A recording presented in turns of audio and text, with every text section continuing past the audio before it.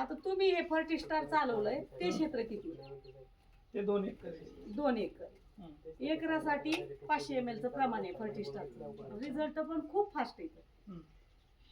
हे फर्टिस्टार वापरण्याच्या अगोदर शेताला पाणी देऊन घ्यायचं किंवा फर्टिस्टार मारल्यानंतर लगेच पाणी देऊन घ्यायचं.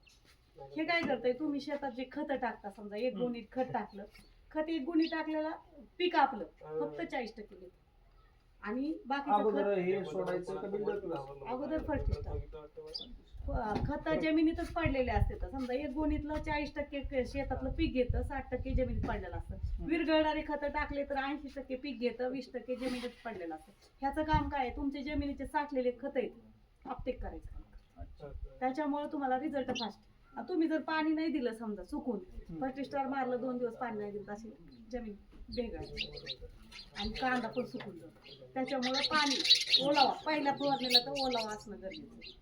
त्यामुळे अगोदर ओलं करून हे करा किंवा फवारणी केल्यानंतर पाणी द्या. पण नक्कीच रिझल्ट 1 नंबर आहे. आल्यानंतर मला कॉल करून सांगा की मॅडम कसं काय. फर्टिस्टारच्या बिल्डर प्लसच्या मध्ये किती दिवसाचा गॅप ठेवायचा? तुम्ही दोन्ही एक साथ बी सोडू शकता. एक साथ बी ह्याची म्हणजे फवारणी पाणी द्यायच्या संध्याकाळी अगोदर, पाणी. ऐका ना, पाणी द्यायच्या आदल्या दिवशी हे फवारलं आणि दुसऱ्या दिवशी पाणी देऊन बिल्डर प्लस सोडलं तर चालतंय. पण तुमच्या कांद्याची साईज बिल्डर प्लसला कशी लागते, लिंबासारखी. त्याला सुपारी सारखी असली तरी चालते, लिंबासारखी असली तरी चालते. त्याला कशी लागते, लिंबासारखी. मग एक